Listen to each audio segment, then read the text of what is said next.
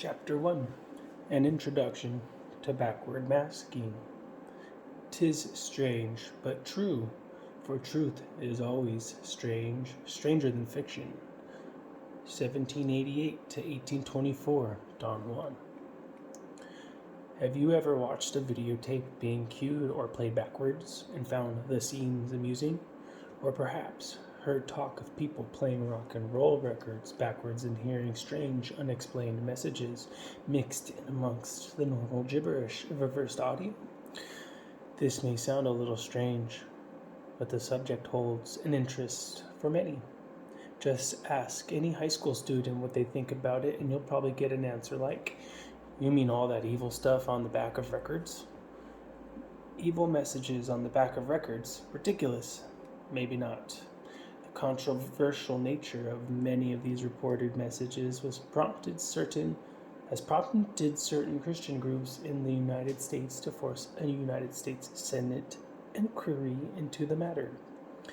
In 1982, the United States House of Representatives passed the House Resolution 6363, a bill introduced by Robert K. Dornan to label all suspecting records with the following: "Warning, this record contains backward masking that makes a verbal statement which is audible when this record is played backwards and which may be perceptible at a subliminal level when this record is played forwards." Likewise, in February 1983, the Arkansas State Senate passed a similar record labeling bill by a vote of 86-0. Despite much controversy over the subject of backward masking, very little information appears to be available on the topic. Some religious groups distribute literature claiming that backward masking is part of a conspiracy by rock and roll groups and or satanic forces to subvert and lead youth astray. Similarly, a small number of books have been released on the topic, yet they contain minimal information on backward masking, concentrating primarily upon the lifestyles of some rock and roll musicians. Unfortunately, the currently circulated literature has done little to promote serious scientific research into this phenomenon, and as a result, backward masking has been viewed with skepticism by most. The book that you are about to read is the result of many months of serious full-time research. It has been our intention to unravel this mystery and perhaps lift the topic from its current status as a strange occult phenomenon to one worthy of intelligent credibility and serious scientific research. Other reversals. People have always been interested in things that are backwards. Novelist Lewis Carroll, in his enchanting book Through the Looking Glass, a sequel to Alice in Wonderland, writes a tale about Alice stepping through a looking glass and emerging into a house where things were reversed. Upon entering this unusual house, she picked up a book and pondered over the strange language in which it was written. It was like this: "Beyond backward masking." Finally, she recognized the writings as being a mere image and exclaimed, "Why, it's a looking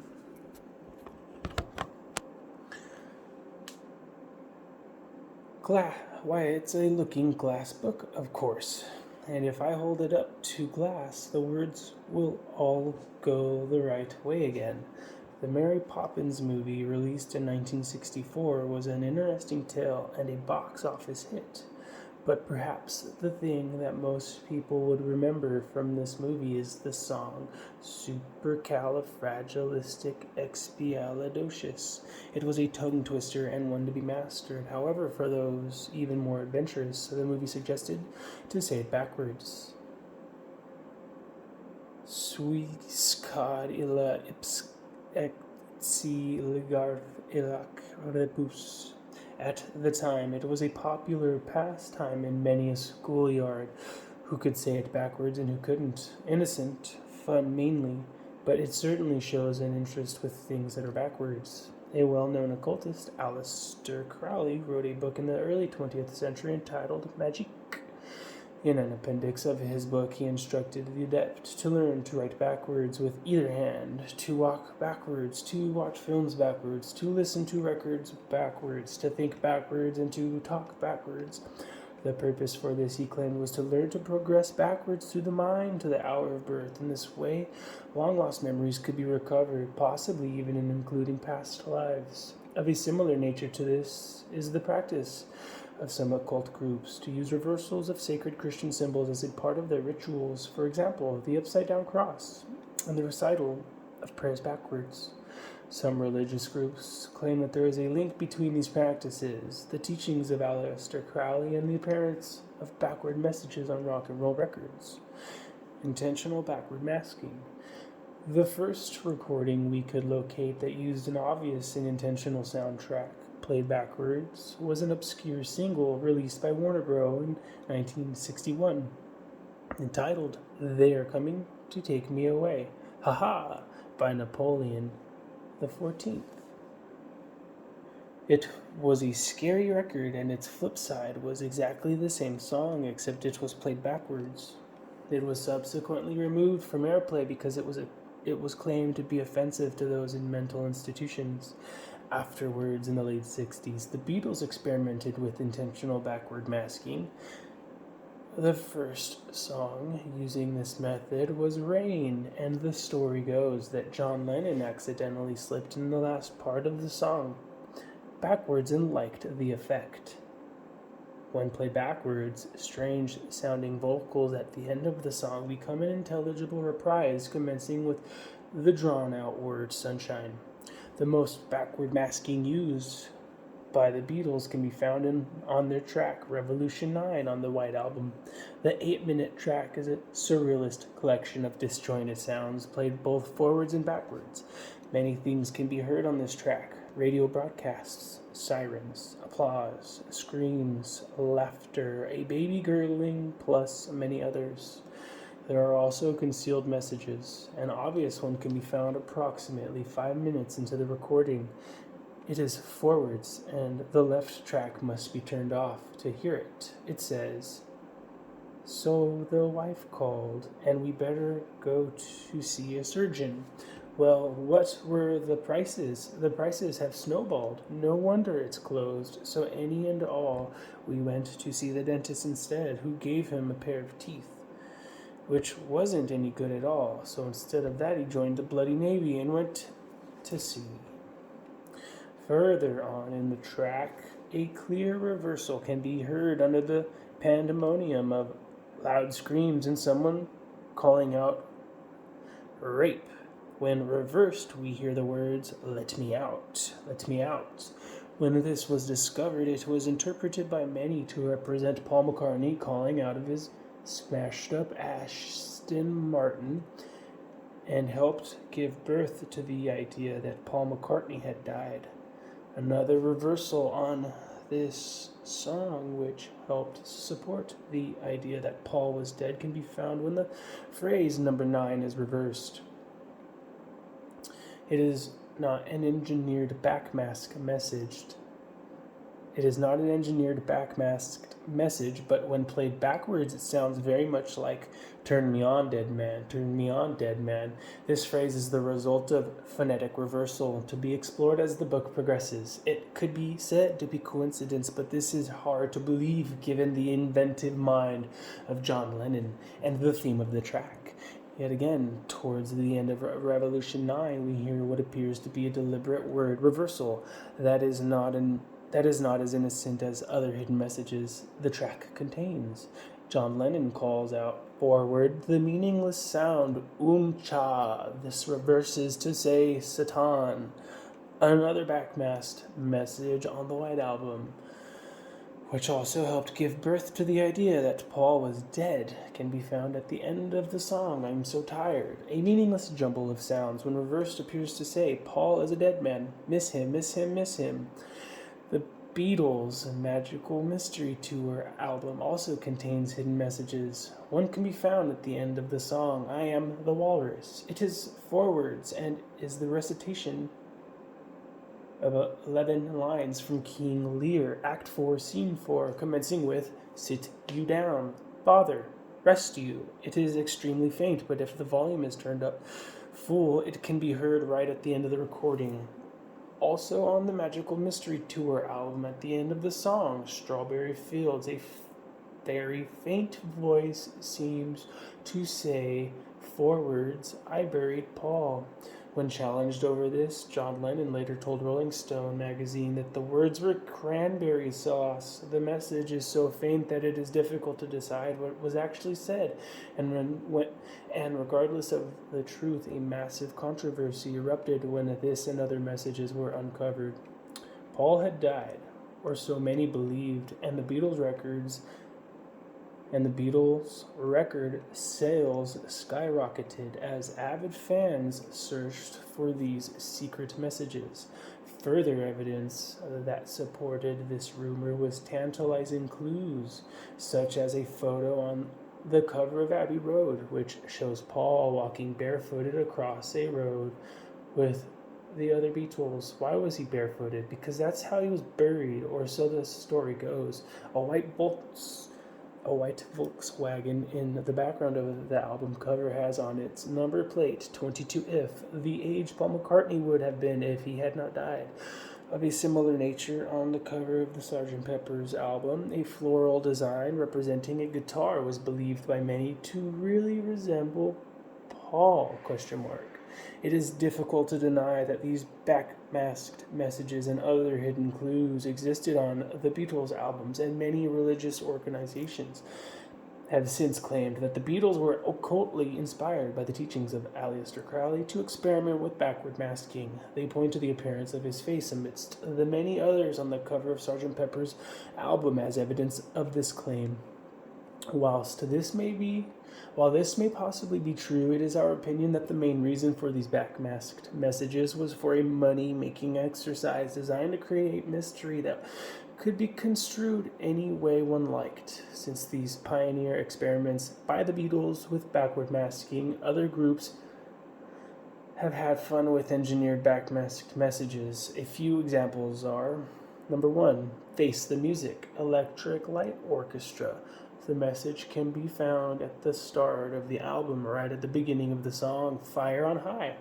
Played forwards, it sounds like gibberish or a strange language. When reversed, a deep male voice booms out of the words. The music is reversible, but time is not. Turn back, turn back, turn back. The phrase is very faint. Secret Messages, Electric Light Orchestra. Number 2, Secret Messages, Electric Light Orchestra.